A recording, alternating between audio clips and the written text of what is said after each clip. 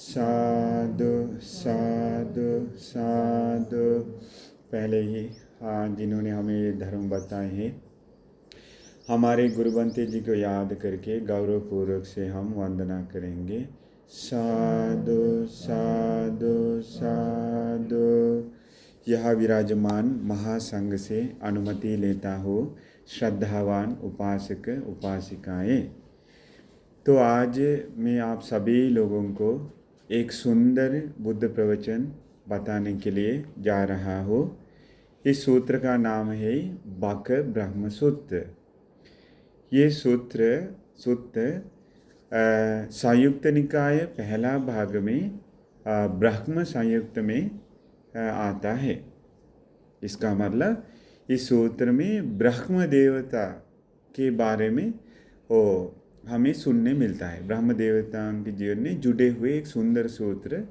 तो इसीलिए हमें ये सूत्र सुनते समय हम पहले जो नहीं सुना है, हम कभी भी इस जीवन में नहीं देखा है, ऐसे घटनाओं के बारे में वो सुनने मिलता है। बहुत इसलिए सुंदर सूत्र है। बक ब्रह्म नाम कैसे बन गए? तो एक ब्रह्म का नाम है बक। तो ब्रह्मलोक में एक ब्रह्म का नाम है बक। तो बक नाम ब्रह्म का एक कहानी जो सूत्र है। उस समय तथागत भगवान बुद्ध जी श्रावस्ती में जेतवन विहार में, जेतवन मोनेस्ट्री में विहार कर रहे थे। उस समय कहाँ रहते थे तथागत भगवान बुद्ध जी? इंडिया में श्रावस्ती में जेतवन आश्रम में विहार कर रहे थे महाभिक्षु संघ के साथ। तो जहाँ जहाँ भगवान बुद्ध जी रहते उसकी तरह सभी लोगों के मन झुके हुए थे उस समय। हमारे भगवान बुद्ध जी इन दिनों में जेतवन में विहार कर रहे हैं करके लोग सोचते रहते हैं, याद करते हैं। तो इस दुनिया में अतिश्रेष्ठ महापुरुषोत्तम भगवान बुद्ध जी जहाँ रहते हैं वहाँ देवता लोग भी पधारते हैं, राजा लोग आदि लोग भी आते जाते। तो भगवान जहाँ रहते वहाँ श्रेष्ठ बन जाता है। ऐसे जेतवन में विहार करते समय ब्रह्मलोक मनुष्यलोक के पास नहीं है, ब्रह्मलोक बहुत दूर है। तो ब्रह्मलोक में एक ब्रह्म है, बक नामक ब्रह्म। उनके मन में एक मिथ्या दृष्टि उत्पन्न हुआ, गलत विचार उत्पन्न हुआ। इसमें कारण क्या है? ये दृष्टि उनके लिए और बहुत सारे लोगों के लिए के अहित के लिए, दुख के लिए होता है। ये जो ब्रह्म के मन में जो विचार उत्पन्न हुआ वो बहुत सारे लोगों के अहित के लिए, दुख के लिए होता है। तो इसीलिए भगवान बुद्ध जी के दिव्य दृष्टि में ये दिखाई दिया। क्या दिखाई दिया? अभी इसी वक्त ब्रह्मलोक में बक ब्रह्म के मन में गलत विचार उत्पन्न हुआ करके दिखाई दिया। तो देखिए भगवान बुद्ध जी का क्षमता, दूसरों के मन पढ़ने का क्षमता देखिए।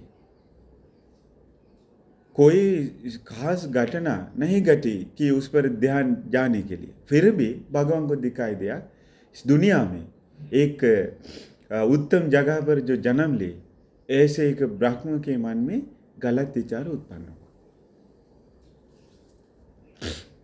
वो गलत विचार क्या था?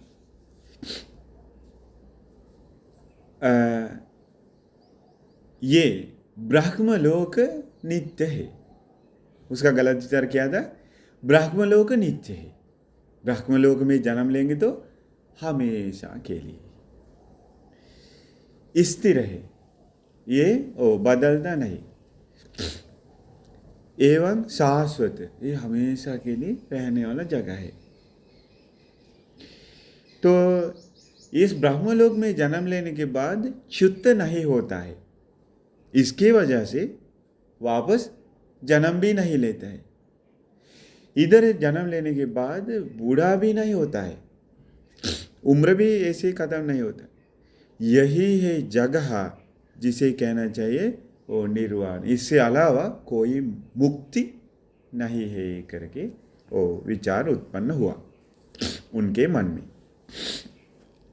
तो इतोच पनन्यं उत्तरिंग निस्सरण नत्थि, इससे श्रेष्ठ हुए कोई मुक्ति नहीं है, ब्रह्मलोक में जन्म लेना ही मुक्ति है करके विचार उत्पन्न हुआ। ये विचार सही है या गलत है? एकदम गलत है। निर्वाण होते समय, दूसरा श्रेष्ठ एक मुक्ति होते समय, ये लोगों के बीच में जो श्रेष्ठ जगह माना जाता है ब्रह्मलोक, ब्रह्मलोक में जन्म लिए हुए एक ब्रह्म के मन में बड़ा सा गलत विचार उत्पन्न। तो तथागत भगवान बुद्ध जी अपने मन से बक ब्रह्म के मन को परिपूर्ण रूप से फट करके वो जहाँ थे वहाँ से गायब हुए, बक ब्रह्म के सामने प्रकट हुए।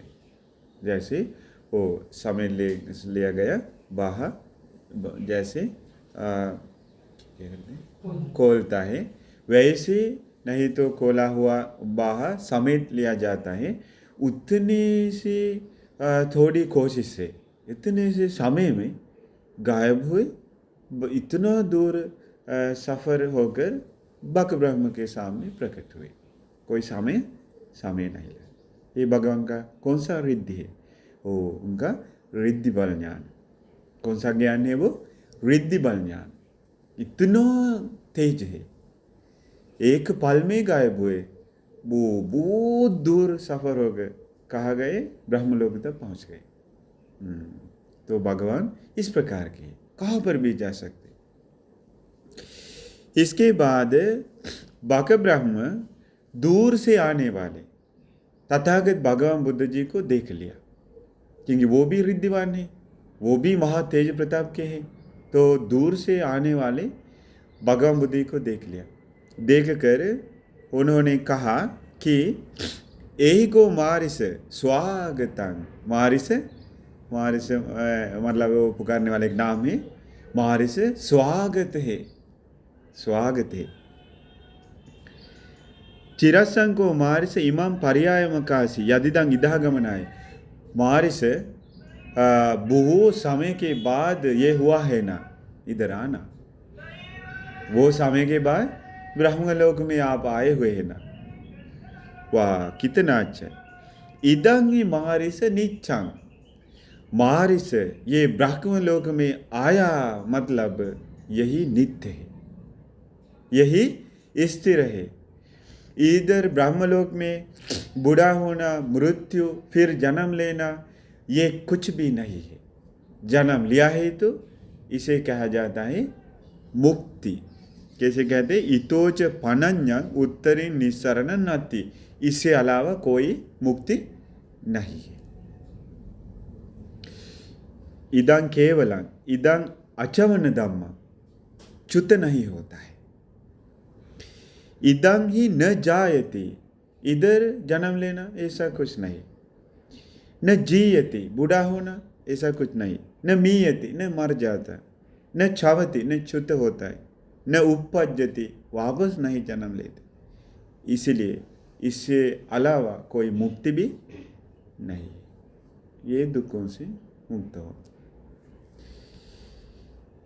एवं उत्ते भगवा, ऐसे बताते समय तथागत भगवान बुद्ध जी बक ब्रह्म को ऐसे कहा, अविद्या गतो वतबो बको ब्रह्म, बक ब्रह्म तुम तो अविद्या के अंदर तक पहुंच गया। कहाँ पहुंच गए?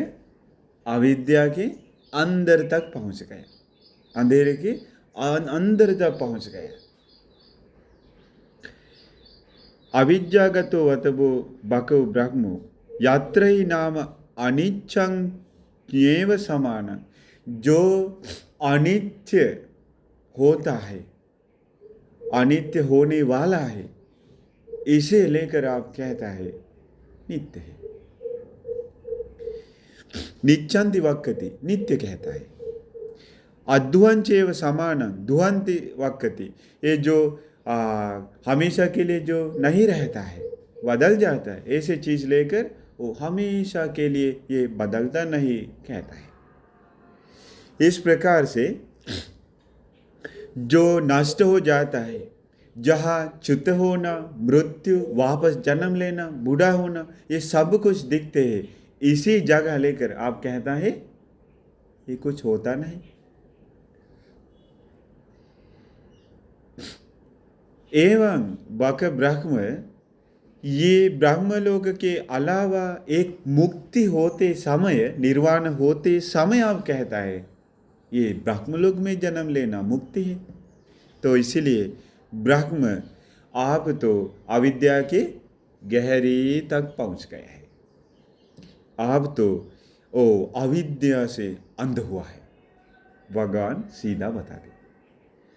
आज भी ऐसे कि कोई दृष्टि ले लिया है तो पापी दृष्टि में वो दृष्टि पकड़ करके अपने मान कर रहते, तो कोई सत्य दिखा कर बात करेंगे तो उनको क्या लगता है, अच्छा लगता है या नहीं, गुस्सा आता है, मेरा दृष्टि सही है या आप क्या कह रहे हैं, वही होता है ना। तो इसीलिए ये बाक ब्रह्म को भी अच्छा नहीं लगा, लेकिन भगवान सीधा ब्रह्म लोक में पहुंचकर ये मनुष्य लोक में जो जन्म लिए हैं, साधारण मनुष्य लोगों के बीच में जन्म लेकर अपने महापुण्य के बल से सम्यक संबुद्धत्व प्राप्त करके, सभी ज्ञान को प्राप्त करके सम्यक संबुद्ध बन गए जो भगवान बुद्ध। अभी मनुष्य लोक से दूर चला जाकर ब्रह्म लोक में खड़े होकर भी सिंहनाद करते हैं ब्रह्म देवताओं के सामने। ऐसे है भगवान बुद्ध, वो देव ब्रह्म मानुष सभी लोगों के शास्त्र है, सभी लोगों को के हित सुख के लिए कितना दूर क्यों ना हो जाकर धर्म प्रवचन देते हैं, दूसरों को सुधारने के लिए धर्म बताते। तो ये भगवान का सत्ता देव मनुष्य गुण है। तो इसमें बहुत भगवान के गुण हम देख सकते हैं। इसके बाद बक ब्रह्म कहते हैं गौतम अपने नाम से पुकारते, गोत्र का नाम से, कुल का नाम से पुकारते गौतम। अभी इधर 72 ब्रह्म देवता जन्म लिए हैं। ब्रह्मलोक में कितने लोग अभी जन्म लिए हैं? 72 ब्रह्म देवता जन्म लिए हैं। तो पुण्य करके वशवर्ती नो, हम वशवर्ती है। वशवर्ती का अर्थ है हम सभी चीज हमारे वश में है, वश में रखते हैं तो उसको कहते हैं वशवर्ती। आप लोगों को पता नहीं होंगे, फिर भी वशवर्ती ऐसे कहते। मार को वशवर्ती कहते। मार भी वे आंख, कान, नाक, जीवा, काय, मन आदि सभी प्रकार की चीज वश में रखता है। एवं तथागत भगवान बुद्धि को भी वशवर्ती कहते हैं। भगवान बुद्धि भी सभी चीज वश में रख सकते हैं। एवं ये ब्रह्म देवताओं के रिद्धि इस प्रकार के है कि ये पृथ्वी, ये लोक धातु में बहुत कुछ वश में रख सकते हैं। इतना रिद्धिवान है, बहुत कुछ कर सकते, मन भी बदल सकते, दूसरों के विचार डाल सकते, बहुत रिद्धिवान है। इसलिए कहते वशवर्ती। जाति दरंग अतीता, हम बूढ़ा होना, मृत्यु सब पार किए हैं। हम 72 ब्रह्म देवता ये सब दुख पार करके जन्म लिए हैं। तो इसीलिए ये जो लोग में वेद सीख कर वेद फॉलो करने वाले, सो बहुत सारे लोग भी गौतम हम जैसा बनने के लिए ही वो यज्ञ कर रहे हैं ना। वो भी याद दिलाया कि सभी लोग हमारी तरफ ही झुके हुए हैं, सभी लोग ब्रह्मलोक में आना पसंद है। हम इधर जन्म लिए, 72 ब्रह्म देवता है, हम वशवर्ती है, जरा मरण पार किए हैं, ऐसे ही हम करके फिर अविद्या दिखाया, अपना अंधेरा दिखाया कि हमें कुछ ज्ञान नहीं।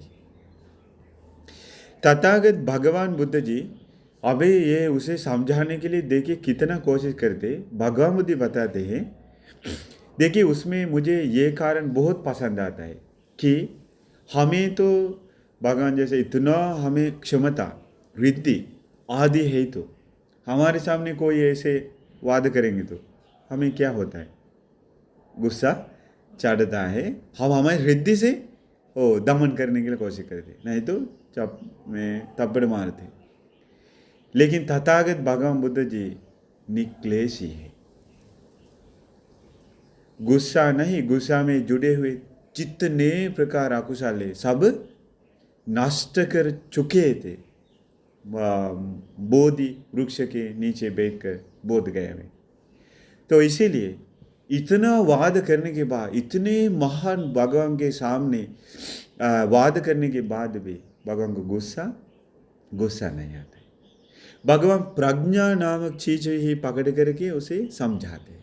भगवान बताते हैं, ब्रह्म आप तो ये जो जिसके बारे में कह रहे हैं नित्य है, जरामर नहीं है, लेकिन बहुत लंबी उम्र है, लेकिन आपका उम्र कितना है करके मुझे मालूम है।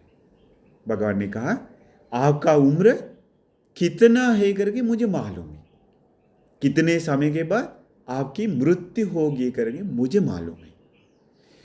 इसमें आप लोगों को ये पता नहीं होगा कि अपने उपासक उपासिकाएं, ये ब्रह्मलोक में आयुष बहुत लंबी है, कल्पों तक, कभी कभी 500 कल्पों तक, इससे ज़्यादा भी। देखिए हम मनुष्य लोक में जन्म लेने के बाद अभी हमारे 20 30 40 50 साल बीत गए हैं। हमें याद है क्या हम जन्म लिए करके? हमें कुछ याद नहीं। हम याद करते हैं क्या हम मर जाने वाले हैं करके? वो भी हम याद नहीं करते। हम जीते हैं, हम नहीं मर जाने वाले हैं, जैसे हम भी जीते हैं। कुछ भी भाव करते, कुछ भी सोचते, कुछ किसी को भी परेशानी करते, कुछ किस प्रकार से भी पैसे कमाते, तो हम इन लोक से जाने वाले मानते भी नहीं, याद भी नहीं है। सत्य वही है ना। ब्रह्म लोक में इतना उम्र ज़्यादा होने के बाद उनको भी भूल जाता है कि कब जन्म लिया, कैसे जन्म लिया, एवं भविष्य के बारे में भूल जाता है। कल्पों तक ब्रह्मलोक में ही रहकर भूल जाता है। ये वही हुआ। भगवान बुद्ध उनको याद दिलाते, आपका उम्र इतना ही रह गया कि उम्र निराबुद्ध 1,00,000 निराबुद्ध है, बहुत लंबी उम्र। निराबुद्ध मतलब वो लाखों लाख एक कुछ संख्या को कहने वाला नाम है निराबुद्ध। उनमें से 1,00,000 और बाकी है, मतलब कल्प के अंदर फिर भी बहुत लंबी उम्र अभी भी बाकी है। भगवान लेकिन सीधा बताया इतना ही उम्र है। इसके बाद वो कहता है भगवान मैं तो जाति जरा मरण पार किया है। फिर भी बताते हैं, क्या बताते हैं, मैं तो क्या कहता है फिर भी, और फिर भी मानते नहीं ये ब्रह्म। इतना गहरी अविद्या की गहरी तक पहुंच गए, तथागत भगवान इतना समझाते समय भी अब सुधारते नहीं। तो भगवान से फिर कहता है कि भगवान मैं अनंत दर्शी हूँ। अनंत दर्शी मतलब कितनी दूर भी देख सकता हूँ। जाति जरा शोक पार किया है, जन्म लेना मृत्यु शोक पार किया है। तो मुझे बताओ मेरे पुराण के कर्म पुण्य क्या है ब्रह्मलोक में जन्म लेने का। अब ये ब्रह्म किस प्रकार से बात कर रहे हैं, वाद के रूप में। अभी मानता नहीं, भगवान से अभी वाद करके उनको लगा अभी हार रहा है, फिर भी वाद करता है। तो ऐसा ही तो बताओ मेरा उम्र क्या है, मेरा पुण्य क्या है, कौन से पुण्य करके ब्रह्मलोक में जन्म लिया। इतना ज्ञान है तो आप बताइए, मुझे तो दिखता है करके कहा। देखिए भगवान बुद्ध जी के अनुत्तर पुरुषोत्तम सारथी गुण, दूसरों को दमन करने वालों में से अग्र गुण। देखिए दमन करने कितना मेहनत करना पड़ता है, कितना सहन करके आगे बढ़ना चाहिए। ये भगवान एक ब्रह्म देवता को दमन कर रहे हैं। लेकिन आसान से नहीं, वो वापस वो वाद करता है। इसके बाद तथागत भगवान बुद्ध जी जो सबको देखते हैं, जानते हैं, सभी प्रकार के ज्ञान से समन्वित है, महाज्ञानी तथागत भगवान बुद्ध जी इस प्रकार से उत्तर देता है, ब्रह्म ओ एक बार आपका पुण्य यही है, आप इसी पुण्य से ब्रह्मलोक में जन्म लिया कि एक बार गर्मी के समय में आप ओ प्यास से ओ बहुत थक गए हुए लोगों को पानी पिलाया। वो पुण्य में याद करता हो।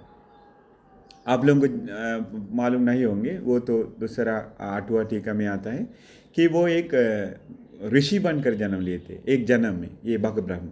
उस समय अपनी रिद्धि से लोगों की तरफ एक गंगा झुकाकर, गंगा भेजकर, पानी भेजकर वो बचाया। ये पुण्य याद करता है। एवं एक बार ब्रह्म तो गंगा के किनारे कुछ मनुष्य लोग पकड़ करके चोरी लोग कब्जे में रख दिए थे, उस समय अपनी रिद्धि से बचाया, मनुष्य लोगों की सेवा किया। तीसरा पुण्य गंगा के बाढ़ में फंसे हुए, नाव में फंसे हुए कुछ लोगों को एक नागराजा खाने के लिए फंसाया, रोक दिया, तो अपने रिद्धि से बचाया। ये पुण्य में याद करता हो। जैसे कैसे याद करता, जैसे सोते हुए आदमी आराम से उठ जाता है, इतना आसान से मैं याद करता हूँ। कैसे याद करता है? ओ सुतप बुद्धो अनुसरामी। ओ सोते हुए कोई आदमी जैसे उठ जाता है, कोई आकर कूदना नहीं, कूदेंगे तो जागेंगे तो जल्दी उठ जाता है, वैसे आसान से मैं आपका पुण्य याद करता हूँ। तो यही है आपका पुण्य। उस समय मैं आपका एक शिष्य बनकर रहता था।